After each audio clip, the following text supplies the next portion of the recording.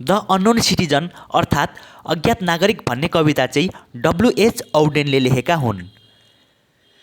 उनी चाहिँ अन्तर्राष्ट्रिय ख्याति प्राप्त एक बेलायती कवि हुन्। उनले look stranger, city without walls लगायत विभिन्न प्रसिद्ध कविता सङ्ग्रहहरू प्रकाशित गरेका छन्। द अननोन सिटिजन भन्ने कविता चाहिँ सन् 1940 प्रकाशित भएको थियो। उनले यो कवितामा मानिसहरूको आधुनिक अवस्थालाई उजागर गरेका छन्, जुन चाहिँ अहिले मानिसहरू आफ्नो नाम, आफ्नो पहिचानबाट भन्दा पनि राज्यले मानिसलाई एक व्यक्तिको रूपमा चिन्छ, मानिसहरूलाई जनसङ्ख्याको एक हिस्साको रूपमा लिन्छ।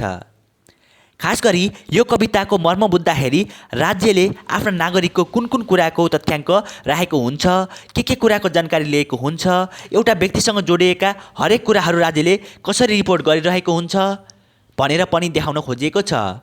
र विशेष गरी भन्नुपर्दा राज्यले आफ्नो जनतालाई कुन हिसाबले चिन्छ भन्ने कुरा पनि बताउन खोजिएको छ।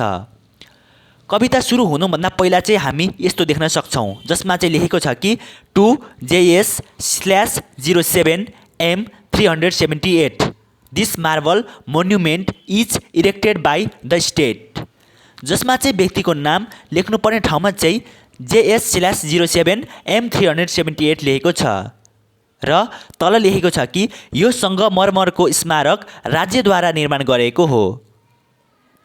सायद कविले पनि यही कुरामा व्यङ्ग्य हान्नका लागि कविता लेखेको हुनुपर्छ, किनकि यो स्मारकमा कुनै व्यक्तिको नाम हुनुपर्ने हो।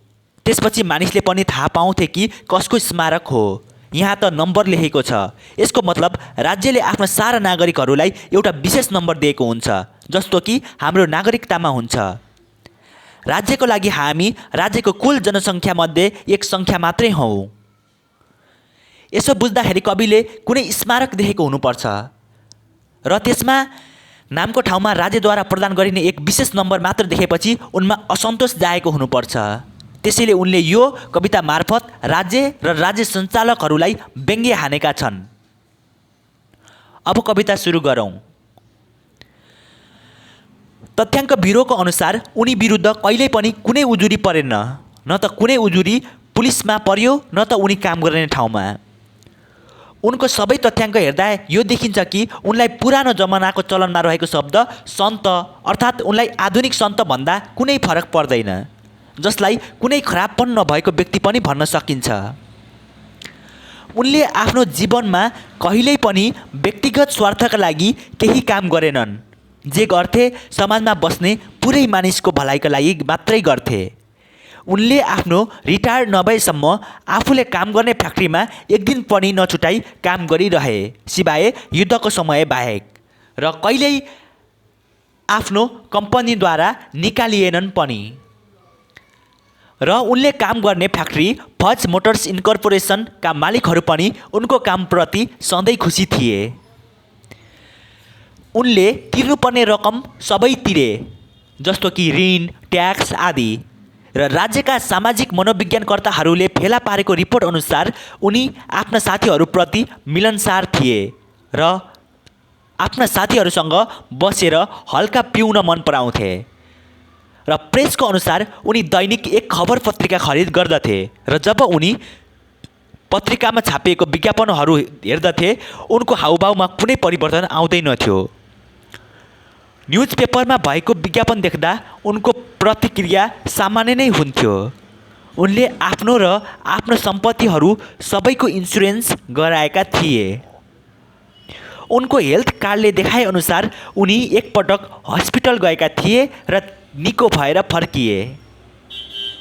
र उनी किस्ता योजनाको सकेसम्म फाइदा उठाउँथे र उनीसँग ती सबै कुरा थिए जुन एक आधुनिक मान्छेसँग हुनुपर्छ।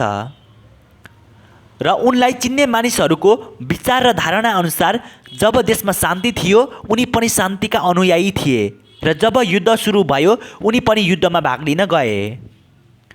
उनी विवाहित थिए र उनले 5 सन्तान जन्माएका थिए र एक सरकारी विभागको अनुसार त्यो सङ्ख्या चाहिँ त्यो समयको अभिभावकको लागि ठिक्क सङ्ख्या थियो।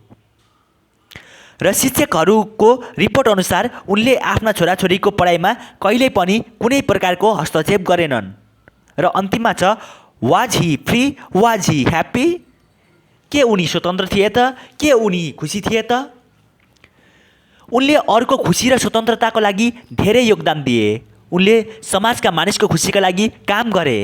उनीसँग जोडिएका प्रत्येक व्यक्तिको खुसी चाहे। उनले आफ्ना बच्चाहरूलाई स्वतन्त्रता दिए। तर के उनी चाहिँ स्वतन्त्र र खुसी थिए त? र राज्य भन्छ यो प्रश्न चाहिँ बेकारको छ। यदि त्यस्तो हुन्थ्यो त त्यसको बारेमा पनि हामीलाई थाहा हुन्थ्यो। यसरी चाहिँ कविले यो कविताको अन्तिम लाइनमा सरकारलाई व्यङ्ग्य गर्न खोजेका छन्। उनले भन्न खोजेका छन् कि सरकारलाई तपाईको काम थाहा हुन्छ, काम गर्ने ठाउँ थाहा हुन्छ, जीवन स्तर थाहा हुन्छ, तपाईको वैवाहिक स्थिति थाहा हुन्छ। यदि सबै कुरा त थाहा हुन्छ भने मान्छेको मनभित्रको कुरा पनि त थाहा हुन्छ नि। यदि उनी दुखी भएको भए, यदि उनी स्वतन्त्र नभएको भए त्यसको पनि जानकारी राज्यसँग भइहाल्थ्यो नि। यसरी चाहिँ कविले एक नाम बिनाको स्मारक देखेपछि राज्यलाई व्यङ्ग्य गर्दै यो कविता लेखेका छन्।